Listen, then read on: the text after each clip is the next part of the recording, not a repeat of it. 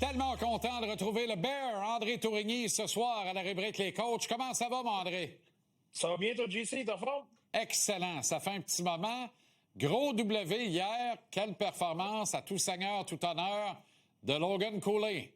Ouais, il a vraiment bien fait ça, honnêtement. Puis, il a bien joué dans les deux sens de la glace. Il était très bon. Il a joué contre la ligne à Hurtle toute la game. Puis, ils ont bien fait ça, là. Donc, chapeau. C'est un gars qui... j'ai l'impression, mais t'es bien mieux placé que moi pour en parler, là. Mais on dirait que sa game s'améliore d'année en année, là. Notamment, tu sais, sur le travail, tu dis, il a bien fait ça. Défensivement, il devient de plus en plus un centre redoutable, 200 par 85, là. Aucun doute. Puis, tu sais, là, ça va continuer à s'améliorer, là. Dès le départ, il nous a montré qu'il était capable de le faire, qu'il avait les bonnes lectures, qu'il avait toutes les bonnes intentions. Il manquait de la constance. Puis là, avec les années, il devient de plus en plus constant. C'est de plus en plus naturel pour lui. Il a de moins en moins besoin là, de rappel sur les détails de la game. Ça. Donc, il est déjà bon défensivement, puis ça n'a pas fini de s'améliorer. Je veux pas mettre la charrue devant un bœuf, André, comme on dit à Nicolette ou dans mon canton de Shefford, là. Mais tu vois-tu dans ce gars-là un potentiel finaliste au Trophée Selke un jour? Tu sais, à cette heure, là, il y en a tellement des bons joueurs défensifs. Quand je dis défensif, je devrais pas dire défensif. Des gars qui jouent dans les deux sens de la glace. Là, j'avais dit que Nico Hischier, quand le coach allait faire, je dis un jour il va gagner le Selke ou en tout cas il va être candidat. Je m'étais pas trompé. J'ai dit la même chose Marco Rossi. Puis tu vois, il n'est pas dans la conversation Rossi pour le Selke, mais il est bon défensivement. Là. Fait que à cette heure, là, il y en a tellement qui sont bons que ça, je sais pas s'il va être, mais il va être il va être de ce calibre-là. Il va être comme je l'ai dit, notre but c'est de gagner la Coupe Stanley, puis avec Logan Cooley, puis Game 7, mais qu'il reste une minute de jeu, là, puis que la game soit plus un ou moins un, là, et Cooley va être sur la glace. C'est ce genre de joueur-là. Fait que il est capable de jouer sous pression, il est capable de jouer dans les grands moments, il est capable de compétitionner, lire le jeu. Il a de tout, puis il est très bon défensivement. Là, il est solide. Puis... Il y a 21 points à date, André. Tu parles de sa constance renouvelée au niveau de l'ensemble de son travail, d'être un bon joueur de hockey responsable. Est-ce qu'on cherche la constance au niveau de la production aussi? Ouais. Parce que sur les 21 points, il y en a 12 en 3 matchs et les 9 autres sur 20 rencontres. Oui, c'est ça. Mais des fois, le tableau indicateur est menteur. Les chiffres aussi, des fois, ça peut mentir parce qu'il a été beaucoup plus constant que ça. Il a été une menace constante dans beaucoup de matchs qu'il n'a pas produit. Mais ce qui est fait la beauté de Logan Cooley, ce qui est bon tous les soirs, d'une manière ou d'une autre. Il t'aide à gagner d'une manière ou d'une autre, s'il produit ou s'il produit pas. Donc, comme tout, spécialement les jeunes joueurs, il t'aide encore plus quand il produit, parce que des fois, quand il produit pas, il se met à forcer le jeu. Puis c'est là la maturité, le temps va continuer à faire son œuvre, mais à tous les soirs, là, il y a un impact sur la game. Ma job, c'est de mettre de la couleur un peu, comme tu le sais. Donc, je parlais au billet de saison de faire des ronds sur le lac en octobre. Mais tu l'as vu aussi, tu as été à même de le constater. Moi, je me rappelle une époque pas si lointaine que ça, que les clubs qui avaient vraiment de l'ambition commençaient vraiment à jouer leur système, puis être debout de sa pédale à gaz après les fêtes. On peut plus faire ça aujourd'hui. Il y a tellement de parité dans la Ligue nationale. Fait que là, on s'étudie, on se regarde, on fait de la documentation vidéo, on accumule sur tous les clubs en octobre, mais après, on part pour vrai. Ça a été extraordinaire pour vous autres en octobre, un peu comme le Canadien. Et aimes-tu le caractère combatif de ton club? Parce qu'il y a un passage à vide en novembre. Puis ça serait facile pour tes kids de dire, hey, la conférence, parce que vous êtes dans l'Ouest, puis l'Ouest, là, c'est la poule de la mort, dirait-on, en termes de soccer, là. Ça n'a aucun bon sens. J'ai l'impression qu'il n'y a jamais de break. Jamais.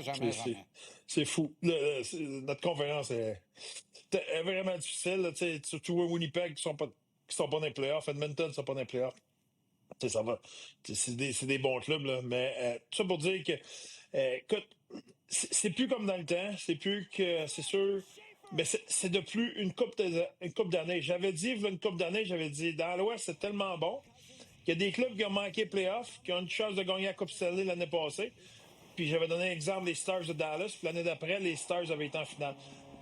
c'est tellement serré qu'à cette heure, tu as des clubs là, de premier plan qui vont manquer série. Puis c'est comme ça. Fait que faut pas que tu t'en fâches trop longtemps, mais en même temps, il n'y a pas de club qui va.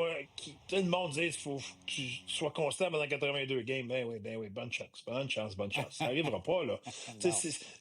Je te dirais, donne-moi 3 clubs au début de saison là, qui ont eu des débuts de saison, là, euh, des très bons débuts de saison, peut-être même au-delà des attentes. Là.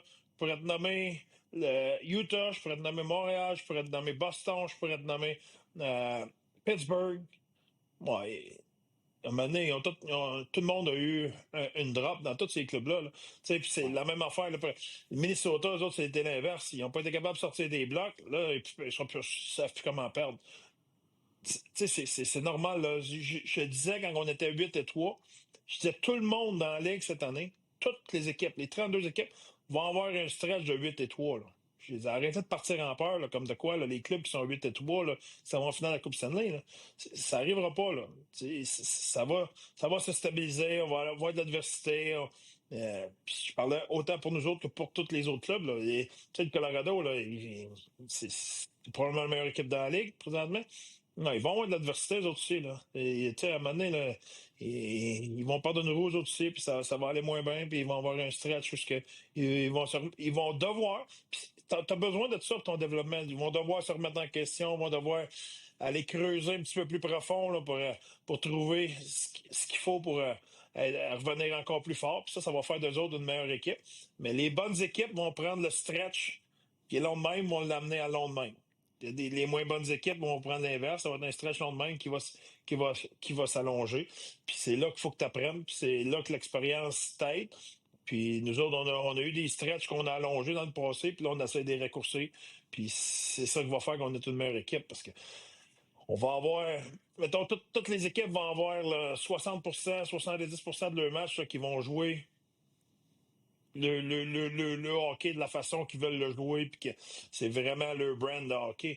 Mais tout le monde va passer un certain pourcentage de matchs que oups, ça va pas comme ils voudraient. Plus qu'ils vont être capables de rapetisser ces séquences-là, plus qu'ils vont être capables de bien jouer malgré le fait qu'ils ont peut-être pas en santé ou qu'ils ont peut-être pas d'énergie ou qu'ils n'ont pas leur confiance présentement, qu'ils sont capables de bien jouer quand même. Les clubs vont être capables de faire ça, ont plus de chances de féliciter. Je vais te dire une affaire, mon André. À la vitesse que Colorado roule, je veux pas être dans les jambes, dans le bout, quand ils vont perdre la roue, parce que je l'ai sur le bord de la noix. Ça va avoir été la dernière fois qu'on se parle. Mais tu sais, si tu regardes l'année passée, Minnesota, c'était eux autres. Là. C'est Minnesota, vrai. là, l'année passée, là, regarde le début de saison. Là, Ça n'avait aucun sens. ça n'avait aucun sens. Pas jamais. Là, je pense qu'il y avait, en 20 games, là, il y avait 2, 3, 4 défaites dans l'affaire de même. Ça Ouais, finissait plus. Là. On se disait, voyons, non, ça n'a pas de bon sens. Puis ils ont fait les séries par 2 points. Là. exact. Il était à 2 points de manquer série. Là. Fait Exact. qu'à un moment donné, ils ont perdu une roue. Il y en a un qui s'est fait assommer sur le bord de la route, mon C'est JC. sûr. C'est sûr. Il se tiendra plus là, je peux te le garantir. Il n'y a pas vraiment de rivalité. Vous êtes un club de l'Ouest. Le Canadien, c'est un club de l'Est. Mais il y a une couple de semaines à peine, et vous donnez une fessée de 6-2 ici à Montréal. Ça existe-tu encore sans rappeler? Ça va-tu être un sujet? C'est-tu un sujet quand il y a une conversation dans le vestiaire, toi avec les boys avant le match? On se rappelle-tu qu'ils nous ont rincé 6-2 pour essayer de leur remettre le change demain soir? C'est sûr que les gars s'en rappellent, mais c'est pas quelque chose là, qu'on va arriver dans la chambre et qu'on va emmener comme de quoi ça va exploser. Là, parce que là tu sais, on a toute une fierté comme athlète. Tu sais, les gars sont fiers, puis ils vont vouloir se reprendre, ils vont vouloir rebondir, ils vont vouloir comme venger la défaite, mais c'est pas quelque chose qui va les consumer, là, que ça va être le talk of the town dans la chambre. Là. Écoute, on sait que le Canadien, c'est une bonne équipe.